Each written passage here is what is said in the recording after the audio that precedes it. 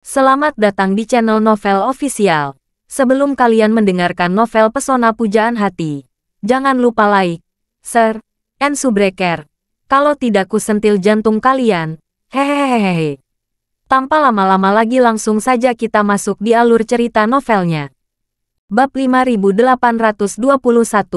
Ketika Charlie dan Vera tiba di Bandara Yongzhou, sebuah pesawat pribadi baru saja lepas landas dari Bandara Yongzhou dan menuju East Cliff. Setiap hari, banyak jet pribadi dan jet bisnis dari perusahaan leasing terbang ke ibu kota East Cliff, dari ibu kota provinsi. Pesawat-pesawat ini tidak menarik perhatian khusus. Pesawat Gulfstream milik keluarga Wade juga sudah lama menunggu di sini. Setelah Charlie dan Vera melewati pemeriksaan keamanan dan menaiki pesawat dengan lancar, Kapten segera melapor ke menara lepas landas dan terbang menuju Aurus Hill. Saat pesawat lepas landas, Charlie masih memutar-mutar gelang berbahan kayu gaharu itu. Setelah keheningan saat lepas landas dan mendaki ke ketinggian, Charlie bertanya kepada Vera, "Nona Lavore, apakah biksu tua yang kamu temui, selain membujukku untuk kembali, apakah dia memberitahu kapan aku bisa memasuki pegunungan 100.000 lagi?" Vera menyembunyikan kepalanya dan berkata, "Dia hanya mengatakan bahwa pegunungan 100.000 terlalu berbahaya dimasuki bagi Tuan Muda. Dia tidak mengatakan kapan Tuan Muda dapat pergi ke sana lagi. Mungkin, untuk melanjutkan sisi amannya, Tuan Muda tidak akan bisa pergi ke sana lagi." "Mengapa?" Charlie melamar. "Dia bilang ada bahaya di sana. Tapi tidak peduli seberapa tinggi bahayanya, tetap ada batasnya. Sekarang aku belum cukup kuat. Tempat itu seperti gunung pedang dan lautan api. Jika aku meningkatkan kekuatanku di masa depan, mungkin ada tempat untukku seperti berjalan di tanah datar." Vera berkata dengan tegas, "Tuan Muda, menurutku, Tuan Muda tidak boleh berpikir untuk kembali ke pegunungan 100.000 untuk waktu yang lama di masa depan. Daripada menyia-nyiakan perhatian pada pegunungan 100.000, Tuan Muda sebaiknya berpikir baik-baik tentang apa yang harus dilakukan. Hanya dengan begitu kamu dapat menemukan kesempatan untuk menerobos dan membuka Istana Niwan sepenuhnya."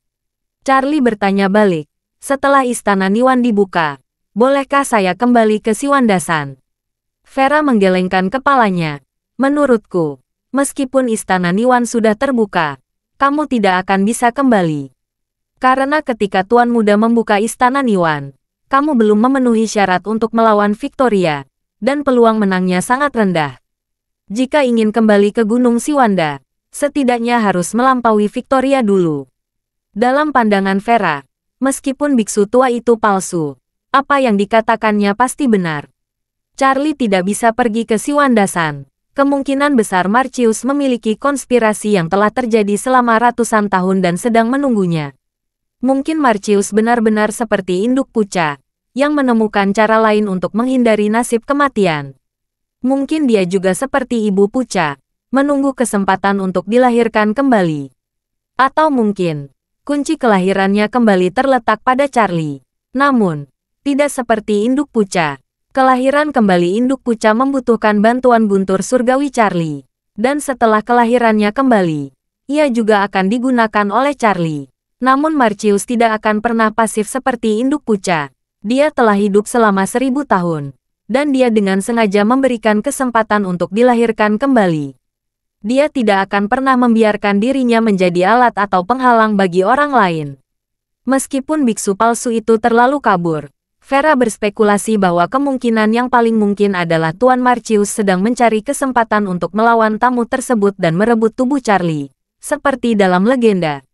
Memikirkan kembali apa yang Charlie katakan sebelumnya, ayahnya telah mempelajari naga yang naik saat itu. Namun Vera sendiri hanya berspekulasi tentang keberadaan naga yang naik. Dia tidak memahami misterinya. Dia berkata kepada Charlie, "Tuan, saya berpikir bahwa Tuan Muda dan saya memiliki beberapa masalah mendesak saat kembali ke Aurus Hill.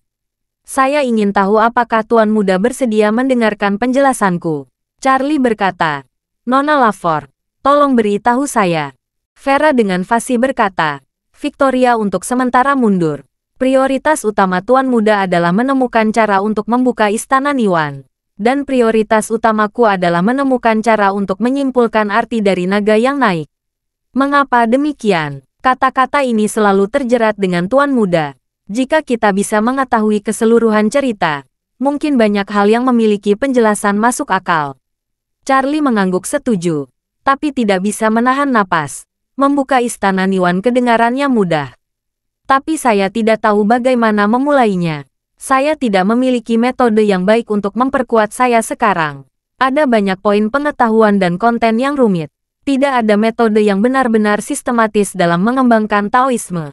Meskipun saya terus meningkatkan kekuatan saya melalui pemurnian ramuan, ramuan tersebut juga telah mencapai masa kemacetannya. Meskipun pil penguat bagus, tidak digunakan secara membabi buta. Meminum pil penguat tidak dapat secara sistematis meningkatkan kekuatan dan kekuatan saya. Vera bertanya dengan heran. Buku apokaliptik begitu kuat, tetapi tidak ada satupun metode untuk mengembangkan Taoisme di dalamnya. Ya, Charlie menghela napas dan berkata, buku apokaliptik lebih seperti buku petunjuk utama bagi mereka yang baru mengenal dunia monastisisme. Terlalu banyak hal yang tercatat di dalamnya, namun sebagian besar tidak berhubungan erat dengan monastisisme, melainkan memiliki hubungan yang mendalam dengan seni bela diri. Ada puluhan atau ratusan metode mental seni bela diri yang lengkap, tetapi tidak ada metode pemukulan yang lengkap. Bab 5822. Ketika Vera mendengar ini, dia tidak bisa menahan diri untuk tidak berkata, ini seperti menulis semua pengetahuan buku teks dan pengetahuan ekstrakurikuler dari sekolah dasar dan menengah ke dalam satu buku. Kemudian ditambahkan beberapa konten perguruan tinggi tahun pertama. Untuk siswa SD dan sekolah menengah, buku ini tidak ada bandingannya. Tetapi bagi pelajar, tidak terlalu berguna. Ya, Charlie mengangguk dan melanjutkan. Kuncinya adalah, saya hanya tahu tentang tahun pertama kuliah. Wawasan saya baru mencapai tahun pertama kuliah. Saya tidak tahu berapa nilai di perguruan tinggi. Dan saya tidak tahu apa yang ada di balik universitas. Mungkin di belakang universitas, ada juga master, PhD, akademisi, dan bahkan pemenang hadiah Nobel. Tapi saya tidak tahu semua itu. Vera puncak. Orang yang dapat mewariskan buku apokaliptik tidak mungkin hanya seorang mahasiswa baru di perguruan tinggi. Dia dengan sengaja tidak menulis isinya setelah tahun pertama di perguruan tinggi. Itu mungkin disengaja, ya, Charlie berkata. Sebelum perkumpulan penghancuran King muncul, saya selalu berpikir bahwa isi dalam buku apokaliptik adalah tentang energi spiritual. Mengenai istana Niwan, hanya disebutkan secara samar-samar. Sekilas, itu memberi saya pemikiran. Jika saya membuka istana Niwan, saya akan bisa terbang dari tanah. Tetapi setelah perkumpulan penghancuran King muncul, saya perlahan-lahan memahami bahwa membuka istana Niwan hanyalah hambatan pertama dalam lingkungan. Sama seperti Victoria, meskipun dia telah membuka istana Niwan, dia masih tidak dapat meningkatkan harapan hidupnya selama 500 tahun. Dari titik ini saja, terlihat bahwa kekuatannya jauh lebih buruk daripada Marcius saat itu. Vera merenung sejenak dan berkata, sepertinya Tuan Muda ingin melangkah lebih jauh. Perlu mengambil inisiatif untuk mencari peluang lain.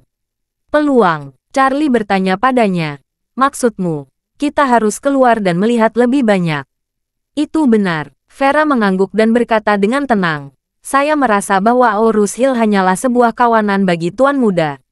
Meskipun Tuan Muda telah mengatasi dilema naga yang terkurung dalam kawanan tersebut tetaplah sebuah kawanan. Dan naga masih dalam kawanan.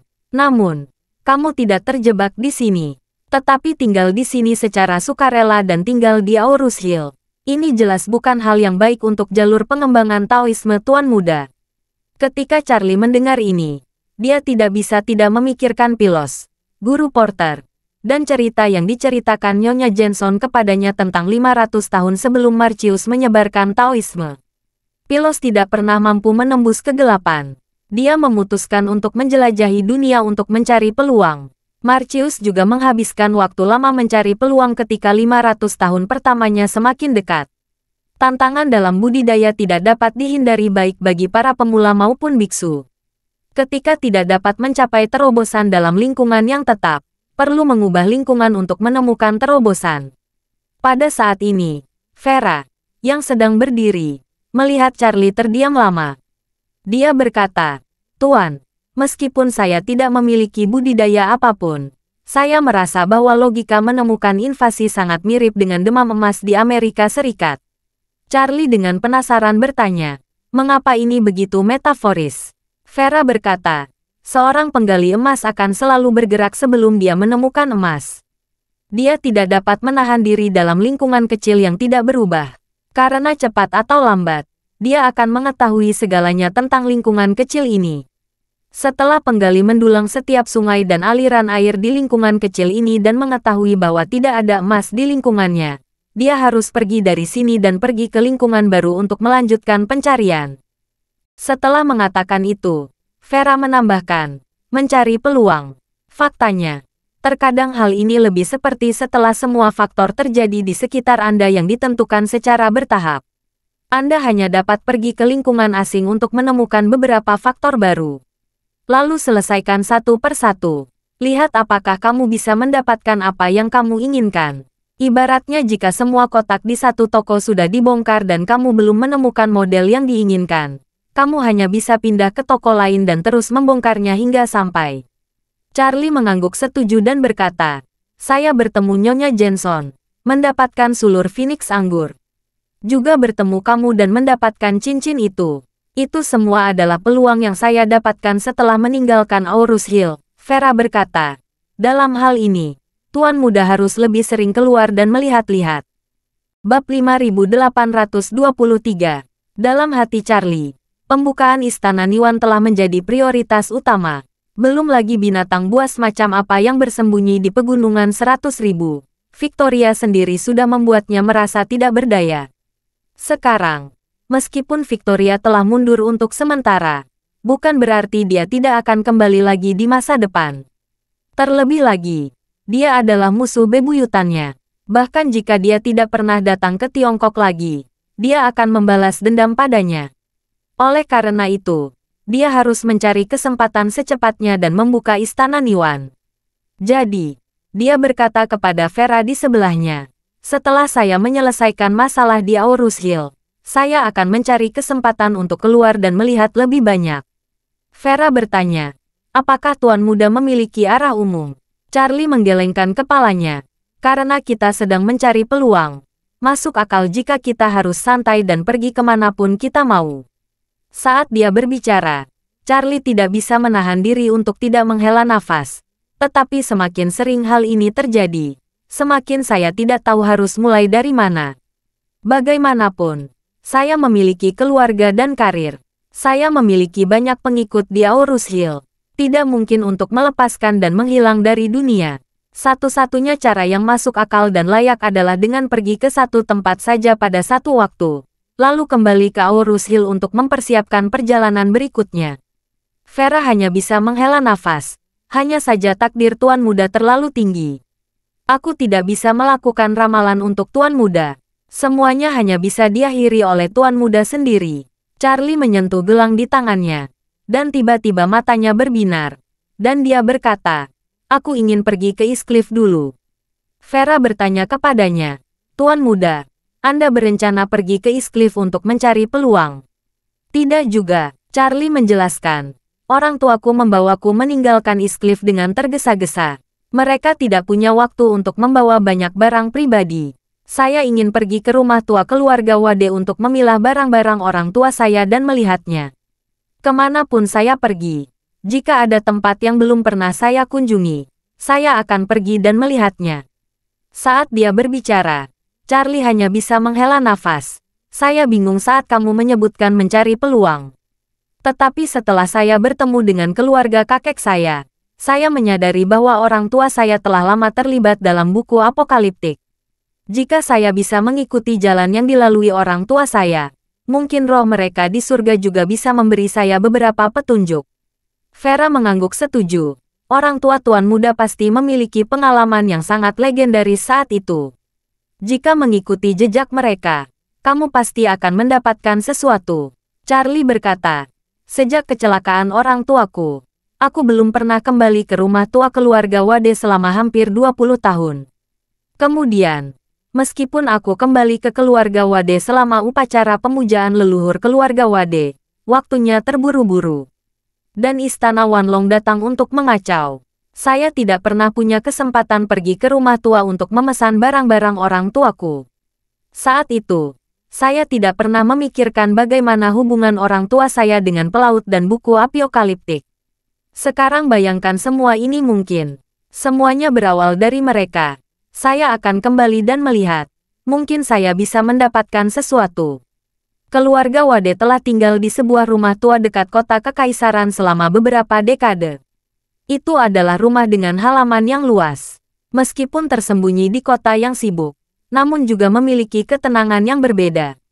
Keluarga Wade memiliki keluarga sahabat, yaitu keluarga Golding yang rumah lamanya tidak jauh dari kota pemerintahan. Ketika Charlie masih kecil, kedua keluarga ini sering saling berkunjung karena tinggal berdekatan.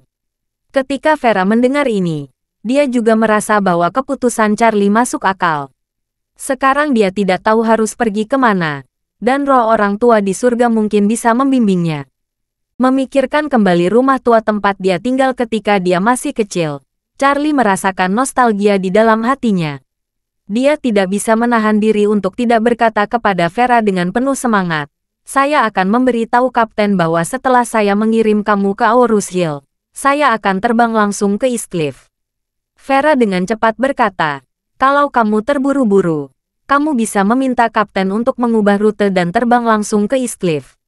Setelah mengatakan itu, dia segera menambahkan, "Jika Tuan Muda merasa tidak nyaman kalau aku pergi bersama, dari East Cliff aku bisa kembali ke Aurus Hill sendiri.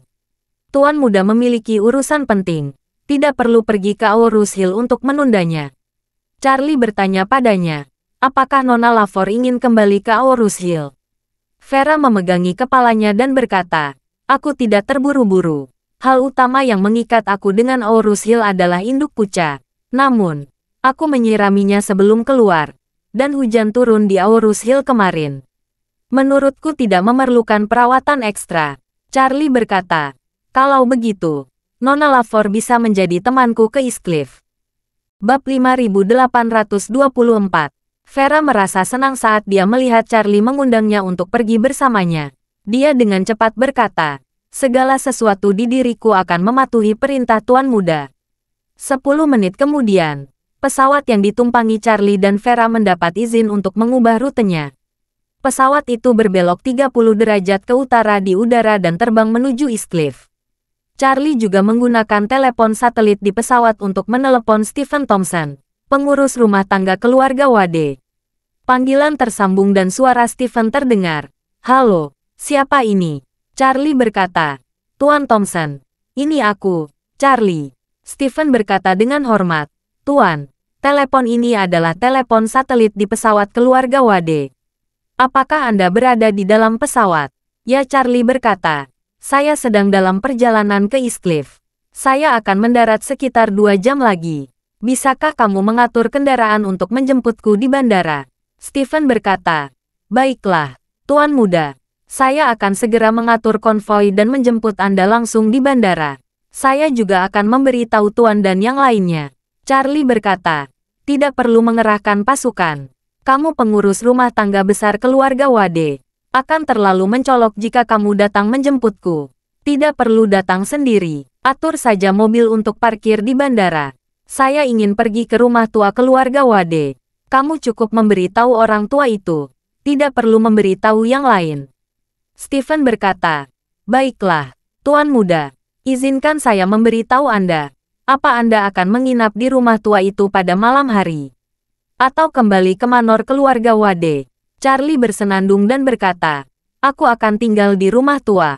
Siapkan 2 kamar tamu. Aku punya teman bersamaku." Stephen berkata dengan hormat, "Baik, Tuan Muda. Apakah Anda punya proses lain?" Charlie berkata, "Tidak, itu saja." Stephen berkata, "Baiklah, Tuan Muda. Saya akan menunggumu di rumah tua." Pada saat yang sama, pesawat yang lepas landas tadi telah mendarat di Bandara East Cliff. Begitu menyentuh tanah, sepeda palsu itu langsung melapor kepada wanita cantik parubaya itu. "Nyonya, pesawat mereka berubah arah di udara." Menurut informasi dari putaran lalu lintas udara, mereka mengubah rute terbang ke East Cliff. "Terbang ke East Cliff?" Nyonya mengerutkan kening dan bertanya, Mengapa mereka tiba-tiba mengubah rute di udara? Biksu palsu itu dengan cepat bertanya. Apakah kita ketahuan? Wanita itu berpikir sejenak dan berkata dengan sungguh-sungguh. Tidak mungkin terungkap. Semua pengawasan dalam perjalanan pulang telah dilewati. Tidak ada yang bisa melacak rute kita dari kuil Qingzhou ke Bandara Yongzhou. Saat dia mengatakan itu, dia tiba-tiba teringat sesuatu dan berkata, sepertinya mereka akan pergi ke rumah tua keluarga Wade. Setelah mengatakan itu, dia segera bertanya, apakah Stephen ada di East Cliff? Biksu palsu itu berkata, saya belum menghubungi Tuan Thompson akhir-akhir ini. Nyonya, mohon tunggu sebentar. Saya akan mengkonfirmasinya sekarang. Setelah mengatakan itu, dia segera mengeluarkan ponselnya dan menelepon Stephen. Begitu panggilan telepon masuk, suara hati-hati Stephen terdengar. Suaranya sangat rendah dan dia bertanya dengan sangat hormat. Sister Sulins, mengapa kamu tiba-tiba menelepon saya? Biksu palsu itu berkata, pelayan Thompson, Nyonya meminta saya untuk menanyakan apakah Anda ada di East Cliff saat ini. Bawahan ada di East Cliff. Stephen berkata dengan tergesa-gesa. Apa perintah dari Nyonya? Biksu palsu itu berkata, Tuan Thompson, tunggu sebentar. Setelah mengatakan ini, dia memandang wanita parubaya itu dan berkata, Nyonya, Tuan Thompson sedang berada di East Cliff saat ini. Wanita itu mengangguk dan berkata, baiklah, mari kita ubah jadwalnya nanti. Kita tidak akan pergi ke Aorus Hill hari ini. Kita akan pergi ke kuil Yonghe segera setelah kita turun dari pesawat dan meminta Tuan Thompson untuk menemuiku di kuil Yonghe dalam 1 jam. Biksu palsu itu berkata dengan terlalu hormat. Baik. Setelah itu, dia bertanya kepada Stephen melalui telepon. Apakah Tuan Thompson mendengarkan? Stephen berkata dengan penuh hormat. Saya mendengarnya. Setelah mengatakan ini, Stephen berhenti sejenak dan berkata dengan suara rendah. Saudari Sulins, dapatkah Anda memberitahu Nyonya bahwa Tuan Muda sudah dalam perjalanan ke East Cliff? Bab 5825. Biksu palsu itu tidak terkejut dengan kata Stephen dan berkata, Tuan Thompson, Nyonya sudah menebak apa yang kamu katakan. Dia meminta kamu datang ke kuil Yonghe untuk berbicara. Bisakah kamu mengubah waktunya? Bisa, Stephen buru-buru berkata. Tuan Muda terbiasa bernyanyi rendah hati dan tidak mengizinkan saya pergi ke bandara untuk menyambutnya. Saya hanya perlu menunggunya di rumah tua. Rumah tua itu sangat dekat dengan kuil Yonghe. Jadi aku punya banyak waktu. Itu bagus, biksu palsu itu berkata. Mari kita bertemu di kuil Yonghe 1 jam lagi. Stephen berkata dengan hormat. Baik, biksu palsu itu menutup telepon dan melapor kepada wanita itu. Nyonya, Tuan Thompson berkata bahwa Tuan Muda akan pergi ke rumah tua pada malam hari. Wanita parubaya itu sedikit mengejutkan. Matanya yang indah dengan garis-garis halus di sudut matanya sedikit melebar. Segera, dia menahan matanya dan tersenyum bahagia. Charlie telah pergi dari sana selama bertahun-tahun. Ini waktunya untuk kembali dan melihat-lihat. Hanya saja aku, seorang ibu, telah jauh darinya selama ini 20 tahun. Tapi aku masih belum bisa bertemu dengannya. Wanita parubaya ini adalah Ibu Charlie, pengusaha legendaris Tiongkok Ashley Aker. Dalam 20 tahun terakhir, tak seorang pun kecuali orang kepercayaan Ashley yang mengetahui bahwa dia masih hidup di dunia ini. Bahkan Charlie, kerabat terdekatnya, maupun siapapun di keluarga Aker tidak tahu bahwa dia masih hidup. Melihat dia merasa sedikit sedih, biksu palsu itu segera menghiburnya dan berkata, Nyonya, meskipun Anda belum pernah bertemu Tuan Muda selama bertahun-tahun, Anda selalu memikirkan Tuan Muda. Ketika suatu saat tiba dan Anda bertemu Tuan Muda untuk menjelaskan semuanya, Tuan Muda tidak akan menyalahkan Anda. Ashley tersenyum pahit dan memohon.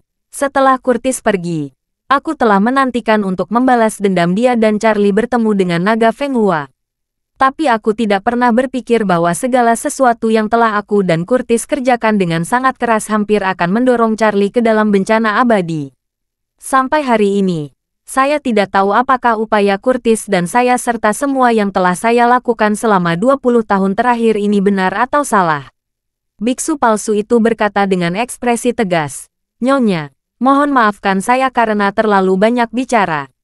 Meskipun Tuan Muda memiliki kehidupan yang bermasalah dengan banyak pengalaman yang tidak memuaskan dalam 20 tahun terakhir, Tuan Muda Curtis selalu berpandangan jauh ke depan dan menyusun strategi sepanjang hidupnya.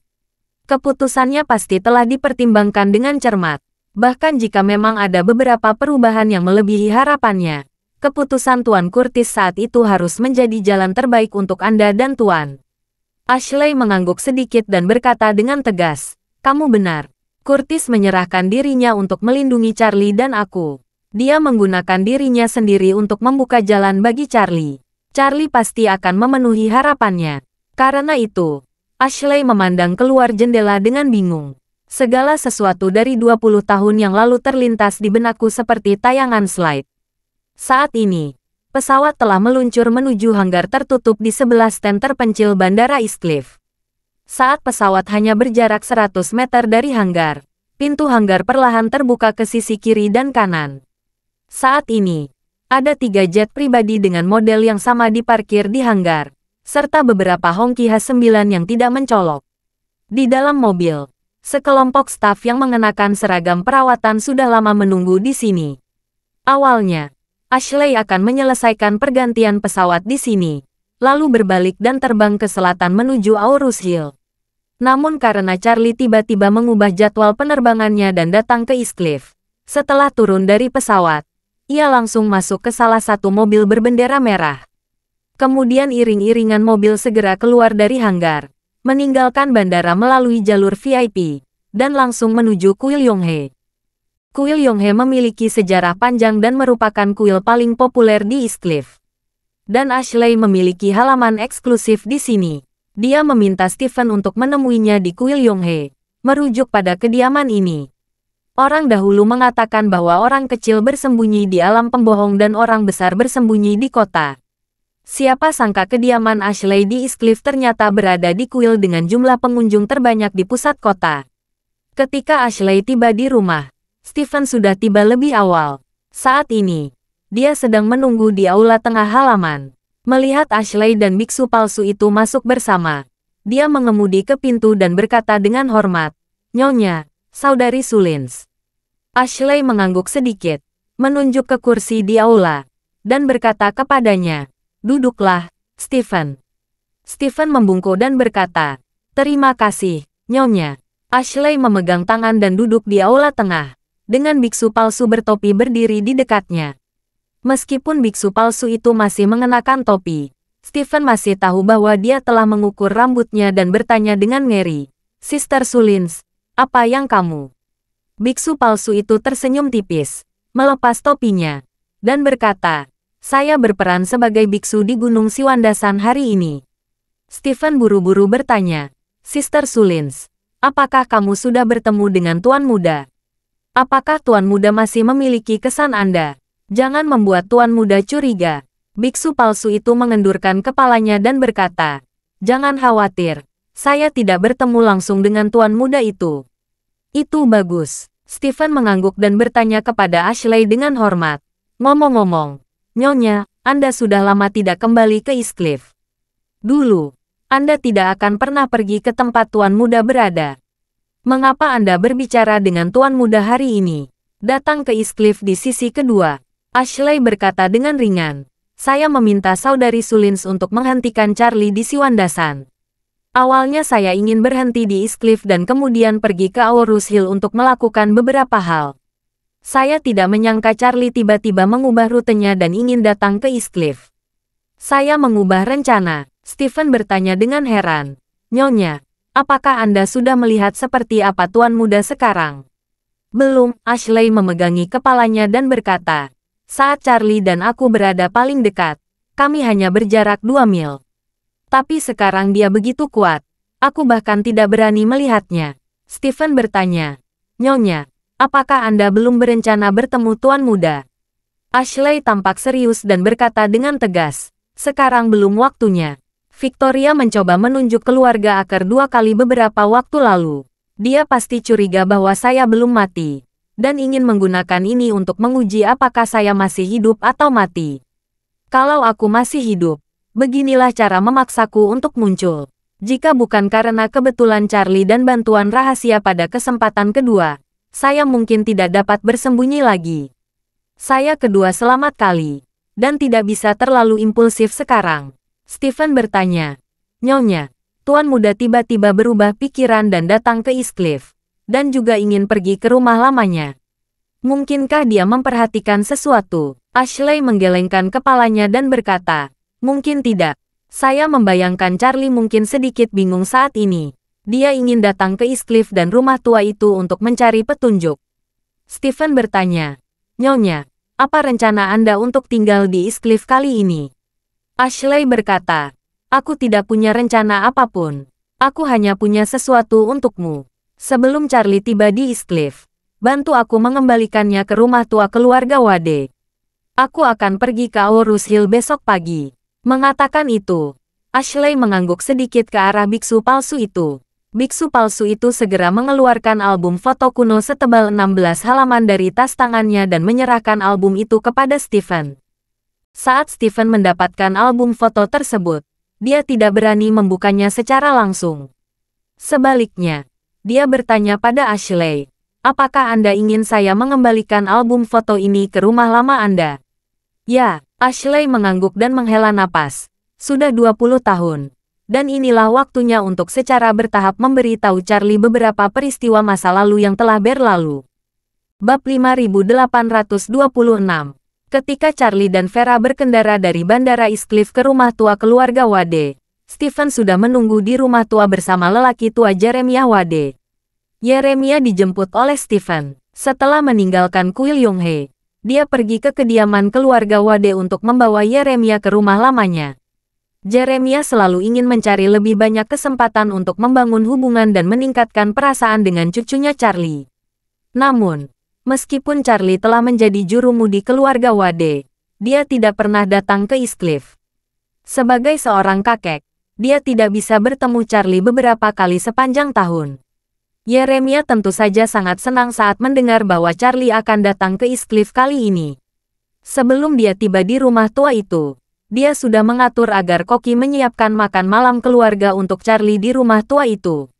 Ketika Charlie tiba di rumah tua itu, Jeremiah dan Stephen bahkan pergi ke halaman untuk menyambutnya. Begitu dia melihat Charlie keluar dari mobil, dia berkata dengan penuh semangat, Charlie, kenapa kamu tiba-tiba datang ke East Cliff hari ini? Charlie berkata dengan jujur, kakek, aku akan kembali ke rumah tua untuk melihat-lihat. Saya ingin membereskan barang-barang yang ditinggalkan orang tuaku. Jeremiah mengangguk berulang kali dan berkata tanpa berpikir, belum ada yang menyentuh kamar orang tuamu. Masih sama seperti sebelumnya. Pada saat ini, pintu penumpang terbuka, dan Vera, seorang kecantikan klasik, yang terlihat berusia tidak lebih dari 17 atau 18 tahun, keluar dari mobil. Vera memandang Jeremiah, dan berkata dengan hormat, halo, kakek, namaku Veron Lavort. Melihat Vera, Jeremiah tampak terkejut. Dia benar-benar tidak menyangka Charlie akan membawa seorang gadis ke rumahnya kali ini. Terlebih lagi, gadis ini bukanlah Claire, istri Charlie, atau Queen, yang bertunangan dengan Charlie. Yang lebih tidak dia duga adalah gadis ini masih sangat muda. Bagaimanapun, Charlie berusia 28 atau 29 tahun. Akan berusia 30 tahun. Gadis ini terlihat berusia sekitar 16 atau 17 tahun. Perbedaan usia memang agak jauh. Yang lebih membingungkannya adalah identitas gadis ini. Bagaimanapun, sebagai kakek Charlie, dia tahu betul bahwa Charlie memiliki banyak wanita kepercayaan di sekitarnya. Vera adalah orang pertama yang dibawa ke rumah tua itu oleh Charlie. Hal ini membuatnya menebak-nebak tentang identitas Vera dan hubungan antara Charlie dan Vera. Charlie juga melihat bahwa Jeremiah sangat penasaran. Jadi dia menjelaskan, kakek, Veron adalah teman yang saya temui di Aurus Hill. Dia kebetulan tidak ada urusan akhir-akhir ini. Jadi dia ikut dengan saya untuk melihatnya. Oh, meskipun Jeremiah belum menyadarinya, dia masih tersenyum dan berkata kepada Vera, Nona Lavort, lakukan saja tempat ini sebagai rumahmu. Jangan sopan. Vera mengangguk patuh dan berkata, terima kasih, kakek.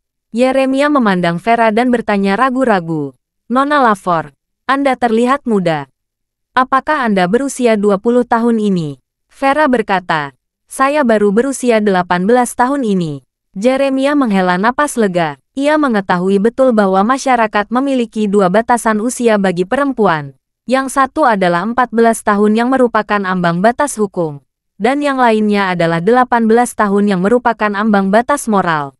Bagi masyarakat awam, sepanjang ambang batas hukumnya terlampaui, maka hal tersebut sah. Mengenai ambang batas moral tergantung pada standar moral setiap orang.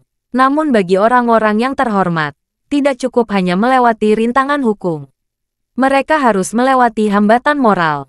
Kalau tidak, mereka pasti akan dikritik. Generasi kedua yang terkenal kaya dan memiliki kepribadian yang sangat arogan dan cepat berganti pacar tidak berani berjalan di tengah-tengah dua penghalang tersebut. Karena jika mereka melakukannya pasti akan dikritik oleh publik. Jeremiah juga khawatir Vera berusia di bawah 18 tahun. Jika terungkap, itu akan berdampak pada Charlie dan keluarga Wade. Namun, ketika Vera mengatakan bahwa dia sudah berusia 18 tahun, dia menjadi sangat santai. Stephen, yang diam sampai sekarang, mengambil satu langkah ke depan dan berkata dengan hormat, "Tuan, saya sudah menyiapkan jamuan keluarga. Silakan masuk dan makan bersama Nona Lavor dulu." Jeremiah juga sadar dan berkata dengan cepat, "Benar, Charlie. Kamu jarang datang ke Eastcliff. Saya mendengar kamu datang tiba-tiba malam ini. Saya segera meminta seseorang untuk menyiapkan anggur dan makanan. Kamu bisa minum-minum bersama kakek nanti." Bab 5827. Oke, Charlie mengangguk sedikit dan berkata, "Kalau begitu ayo masuk, makan, dan menjorok." Kembali ke rumah tua tempat dia tinggal selama beberapa tahun sebagai seorang anak, Charlie merasa familiar sekaligus asing. Meski rumahnya masih sama seperti dulu, tanpa perubahan besar, saat Charlie tinggal di sini, rumah itu selalu ramai orang. Saat itu, ayah Charlie, Curtis, sangat populer di keluarga Wade. Meskipun Jeremiah belum secara resmi menyerahkan gelar kepala keluarga kepadanya, pada saat itu, dia sudah menjadi jurumudi seluruh keluarga Wade. Di bawah kepemimpinannya, keluarga Wade telah membuat kemajuan besar. Dan seluruh keluarga Wade menjadi sangat bersatu karena kepemimpinannya. Saat itu, baik Clayton maupun Charmaine bersedia menjadi pelapis di samping Curtis. Karena mereka tahu bahwa memainkan peran pendukung di samping Curtis akan memperoleh manfaat yang jauh lebih besar daripada memainkan peran utama itu sendiri. Oleh karena itu, semua orang senang dan santai, hanya mengikuti Curtis dan menunggu dia mengalokasikan sumber daya. Namun, sejak kematian Curtis, keluarga Wade telah kehilangan kunci untuk mengubah seluruh keluarga Wade menjadi satu. Setiap orang mulai memiliki pemikiran mereka sendiri. Clayton berharap bisa mewarisi posisi kepala keluarga secepatnya. Sedangkan Charmaine dan beberapa orang lainnya berharap bisa memisahkan keluarga secepatnya dan mengunci kepentingan masing-masing secepatnya. Sejak saat itu, keluarga Wade tidak pernah bersatu dan sejahtera seperti dulu. Dalam beberapa tahun terakhir, setelah selesainya rumah keluarga Wade pada dasarnya telah pindah dari rumah tua ini. Hanya menyisakan beberapa pelayan untuk mengurus pemeliharaan di sini. Jadi kelihatannya agak sepi sekarang. Beberapa orang datang ke ruang makan, dan meja sudah dipenuhi makanan dan anggur mewah. Jeremiah mengundang Charlie dan Vera untuk duduk. Stephen di samping berinisiatif membuka kata-kata kasar. Menuangkan kata-kata kasar kepada masing-masing kakek dan cucunya, lalu berdiri dengan hormat di belakang Jeremiah. Charlie menatapnya dan berkata, "Tuan Thompson, silakan duduk dan makan." Stephen buru-buru berkata, "Terima kasih, Tuan Muda. Anda dan saya sudah berhari-hari tidak bertemu. Saya hanya ingin menggunakan kesempatan ini untuk minum dan memanjang. Saya tidak akan mengganggu Anda lagi. Lagi pula, aku seorang pelayan. Aku tidak akan memasak di meja bersamamu dan Tuan. Itu adalah aturan yang tidak boleh dilanggar dalam hal makan." Charlie memegang tangannya. "Tuan Thompson, kamu tidak perlu terlalu diam. Aku ingat ketika aku masih kecil, ayahku sering mengajakmu minum bersama. Kamu menyelamatkan kehidupan. Dalam 20 tahun terakhir, berkat perhatian rahasiamu, aku selalu ingin mencari kesempatan untuk memberikan penghormatan minum. Kamu tidak boleh terlalu sopan hari ini." Stephen berkata dengan tulus dan takut. Tuan, tolong jangan katakan itu. Alasan bawahan dapat membawa Anda melarikan diri 20 tahun yang lalu dan menyembunyikan Anda di panti asuhan Aurus Hill untuk tumbuh dewasa adalah karena pengaturan dari ayahmu, Tuan Curtis. Bawahan hanya melaksanakan tugas yang diberikan oleh Tuan Curtis. Saat dia berbicara, dia menghela nafas dengan mata merah. Sampai hari ini, bawahan hanya berani mengatakan bahwa saya cukup beruntung telah memenuhi misi. Itu saja. Hati Charlie tergerak dan dia bertanya kepadanya, Tuan Thompson, pertanda apakah itu pengaturan ayahku sehingga kamu membawaku pergi dan menahanku di panti asuhan? Ya, Stephen berseru, termasuk seluruh tim panti asuhan. Mereka semua dipilih dan dilatih oleh ayahmu, Direktur, Tuan Yutzanger, juga salah satu petugas ayahmu yang cakap saat itu. Charlie tidak bisa berhenti menghela nafas. Sepertinya ayahku mengira perkumpulan penghancuran King akan datang ke rumahnya suatu hari nanti. Oleh karena itu, Charlie menunjuk ke kursi kosong di sebelahnya dan berkata kepada Stephen, Tuan Thompson, duduklah dan makan bersama. Aku akan minum bersamamu. Stephen masih ingin menolak, tapi Yeremia terus berkata, Stephen, tidak ada orang luar di sini. Kamu tidak perlu terlalu diam. Charlie tumbuh sebagai wali rahasiamu. Kamu pantas mendapatkan balasan untuknya. Stephen melihat seorang lelaki tua dan seorang pemuda semuanya meminta untuk duduk. Jadi dia berhenti menolak dan duduk dengan hormat di sebelah Charlie. Charlie mencium sedikit bau dupa. Dia memandang Stephen dan bertanya dengan santai. Tuan Thompson pergi ke kuil hari ini. Bab 5828.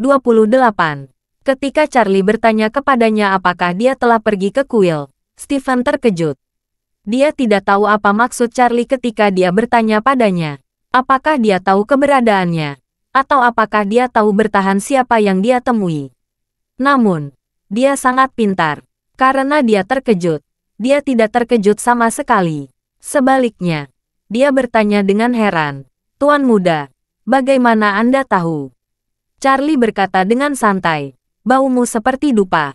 Stephen tiba-tiba mengerti. Dan pada saat yang sama dia menghela napas lega. Namun, dia tidak berani menunjukkan sedikit pun kelegaan. Melainkan berkata sambil tersenyum, saya pergi ke kuil Yonghe sore ini. Kebetulan saya tidak ada urusan di sore hari. Jadi saya pergi ke kuil untuk memberi penghormatan.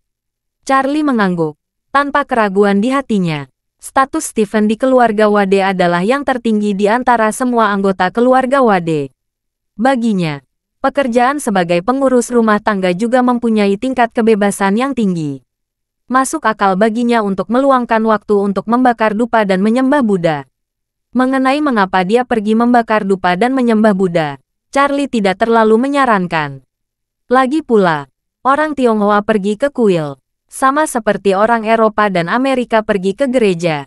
Itu adalah perilaku sehari-hari. Jadi, Charlie langsung mengalihkan topik ini. Tapi Vera di samping melirik Stephen beberapa kali. Dia tidak melihat banyak kelainan. Tetapi dia merasa penampilan dan kesan Stephen lebih seperti seorang ateis yang setia. Tampaknya agak tidak konsisten bagi orang seperti itu untuk pergi ke kuil. Terlebih lagi, berdasarkan pemahamannya tentang agama Buddha, meskipun orang-orang yang menganut agama Buddha Tantra Tibet sangat taat, kebanyakan dari mereka memiliki utilitarianisme yang kuat.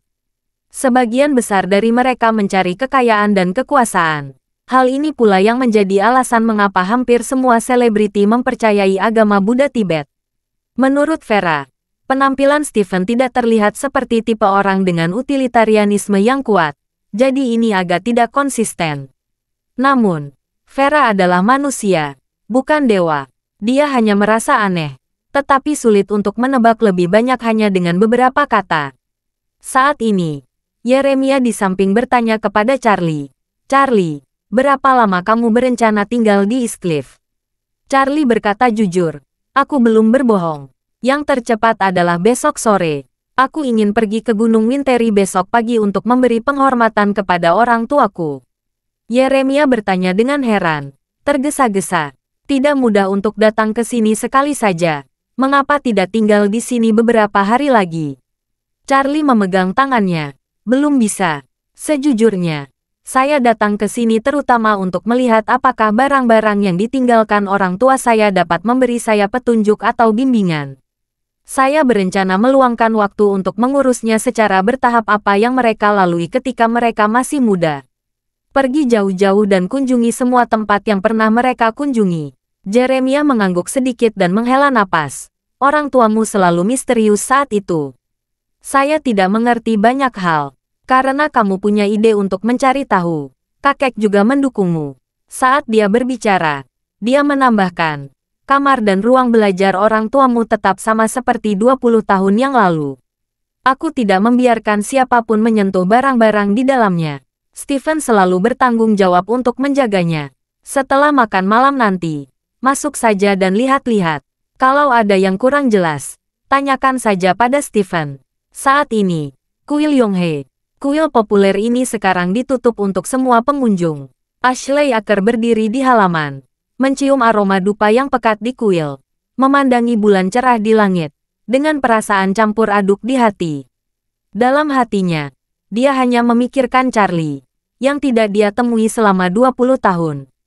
Saat ini, jarak antara kuil Yonghe dan kediaman lama keluarga Wade hanya 1 atau 2 kilometer. Dari sini, hanya dibutuhkan 10 menit berkendara ke pintu kediaman lama keluarga Wade menuju. Bab 5829.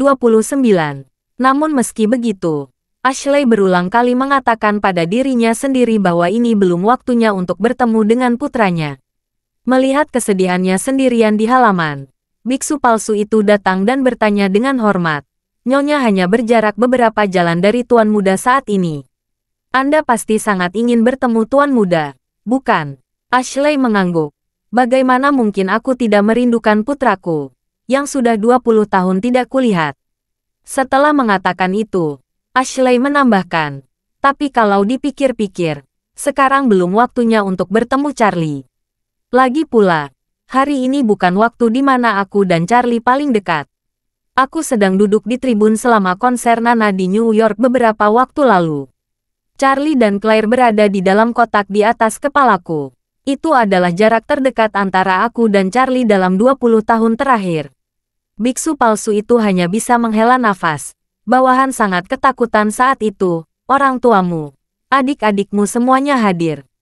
Jika ada yang tidak beres, itu bisa menyebabkan tragedi. Ashley tersenyum tipis dan bertanya, apakah kamu khawatir Charlie tidak mengambil tindakan? Biksu palsu itu berpikir sejenak, mengangguk dan berkata, bawahan sedikit khawatir saat itu karena Anda mengatakan bahwa Tuan Muda sepertinya memiliki prasangka buruk terhadap orang tua Anda. Dan sebelumnya, Tuan Muda hanya memberi Nona Golding ramuan yang bisa menyelamatkan ayahmu. Tapi, kami tidak memberikan ramuan yang bisa menyembuhkan ayahmu. Jadi bawahan takut jika Tuan Muda ragu-ragu. Mungkin sudah terlambat. Kalau begitu, kita harus mengambil tindakan dalam waktu sesingkat mungkin. Tetapi jika Tuan Muda tidak segera mengambil tindakan, kita akan kehilangan kesempatan terbaik. Korban jiwa mungkin tidak dapat dihindari.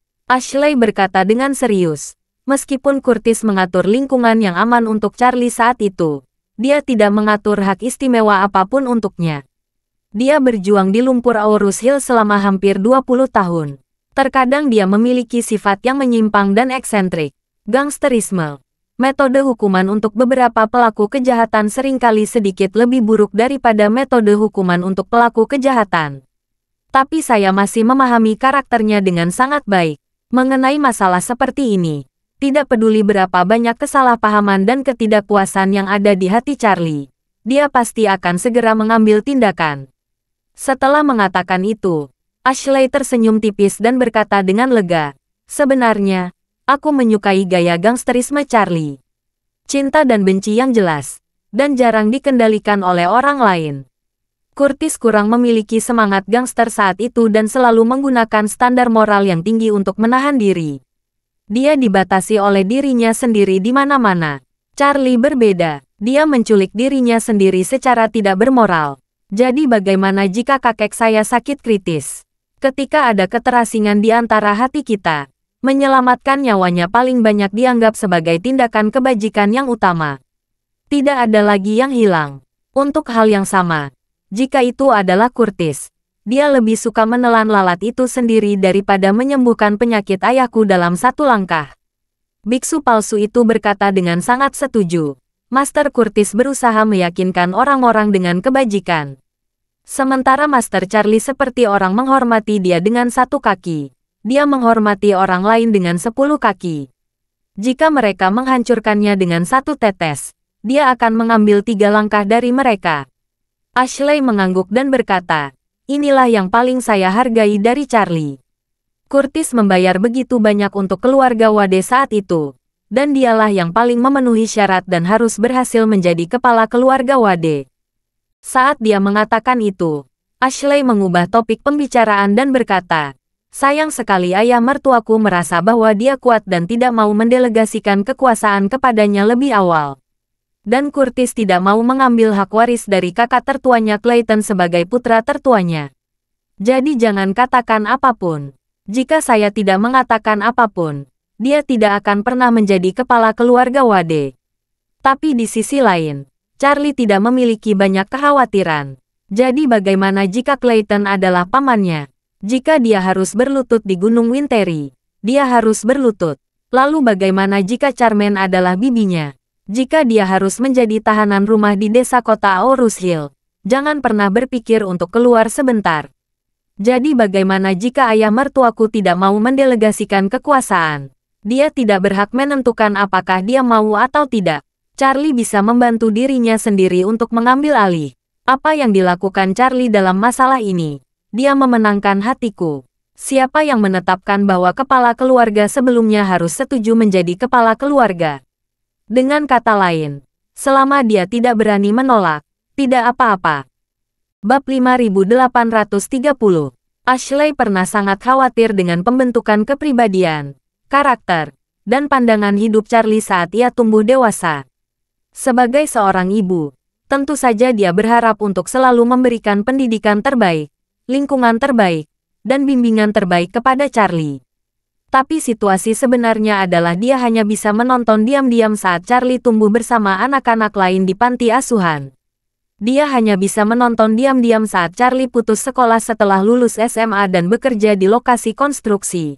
Dia tidak bisa ikut campur dengan cara apapun. Suatu ketika, dia juga khawatir apakah pandangan Charlie akan terdistorsi dalam lingkungan seperti itu. Apakah dia akan terlalu Filistin? Dan apakah dia akan terlalu komersial? Tapi untungnya, antara masa kecil Charlie sebagai tuan muda yang kaya dan statusnya kemudian sebagai anak yatim piatu yang miskin, telah menemukan titik tengah yang baik untuk ketiga pandangannya. Hal ini tidak hanya memungkinkan dia untuk mempertahankan pandangan hidup yang normal dan rasa keadilan yang baik, tetapi juga memungkinkan dia untuk menghindari standar moral yang terlalu keras yang dipaksakan oleh ayahnya. Dengan kata lain, sampai batas tertentu, ini sangat menutupi kekurangan karakter Curtis. Sama seperti posisi kepala keluarga Wade, proses suksesi normal untuk kepala keluarga harus menunggu sampai lelaki tua Jeremiah memutuskan untuk pensiun. Dan kemudian Jeremiah secara pribadi menunjukkan siapa yang akan mewarisi. Jika anak-anak lain keberatan, mereka harus mencari cara untuk membuat lelaki tua itu berubah pikiran. Mereka yang memiliki niat lebih kejam mungkin juga akan menemukan jalan terlebih dahulu. Singkirkan ahli waris aslinya, lalu rebut tahta. Keluarga kaya saat ini adalah seperti ini. Begitu pula para pangeran dan jenderal di zaman dahulu. Tapi Charlie tidak mengikuti teladan keluarga Wade. Charlie tidak mengikuti proses tradisional, bahkan tidak menyapa keluarga Wade saat mengambil posisi tersebut. Dia memberitahu Porter dengan nada meremehkan di depan keluarga Wade bahwa dia baru saja mengambil alih urusan keluarga Wade dan kekurangan tenaga. Karena Porter ingin tunduk padanya, dia harus setia padanya. Dalam satu kalimat, dia berhasil menaklukkan seluruh istana Wanlong. Juga secara langsung memberitahu semua orang bahwa dia sudah menjadi kepala keluarga Wade. Dia tidak memberi keluarga Wade kesempatan untuk bereaksi atau mempertimbangkan. Bahkan tidak repot-repot memberitahu mereka keputusannya secara langsung. Ceritakan saja hasilnya langsung kepada pihak ketiga dan biarkan mereka mendengarkan. Namun justru karena pendekatan keras yang sulit diatur dan tanpa kompromi itulah Charlie mengambil posisi kepala keluarga Wade tanpa hambatan apapun. Jika Jeremiah menolak menyerahkan posisi itu, Dia hanya bisa berdiri dengan patuh dan turun tahta demi Charlie. Ketika Ashley mendengar hal ini dari Stephen, dia sangat gembira hingga dia tidak bisa tidur sepanjang malam. Ashley tidak pernah memperhatikan aset kecil keluarga Wade, tapi posisi kepala keluarga Wade adalah simpul di hatinya. Saat itu, semua orang tahu bahwa suaminya lah yang paling cocok untuk posisi ini. Namun semua orang di keluarga Wade berpura-pura bodoh, sehingga hingga kematiannya, sang suami tidak bisa benar-benar menjadi pemimpin keluarga Wade. Ashley telah mengeluhkan masalah ini kepada suaminya, dan simpul di hatinya ini akhirnya dibuka dengan mudah oleh Charlie setelah 20 tahun, yang membuat Ashley sangat bahagia. Di saat yang sama, itu juga membuatnya semakin menantikan masa depan Charlie. Pada saat yang sama, rumah tua keluarga Wade, setelah Charlie makan malam dengan lelaki tua itu, dia tidak sabar untuk berkata kepada lelaki tua itu dan Stephen, "Kakek, Tuan Thompson, kalian terus makan. Aku akan pergi ke kamar orang tuaku untuk melihatnya." Stephen bertanya dengan hormat, "Tuan muda, apakah Anda membutuhkan saya untuk menemani?" "Tidak perlu." Charlie melambaikan tangannya dan berkata, "Veron dan aku akan masuk bersama. Kamu tidak perlu mengkhawatirkan kami." Vera juga berdiri dan berkata dengan sopan, "Kakek Wade, Tuan Thompson, makanlah dulu." Setelah itu, dia mengikuti Charlie keluar dari ruang makan dan menuju ke halaman tempat tinggal orang tua Charlie. Karena luasnya halaman ini, orang tua Charlie memiliki 4 kamar yang terhubung di sini. Selain aula utama dan kamar tidur, ada juga ruang belajar dan kamar Charlie sendiri. Terima kasih sudah mendengarkan cerita novel Pesona Pujaan Hati. Sampai jumpa di novel selanjutnya.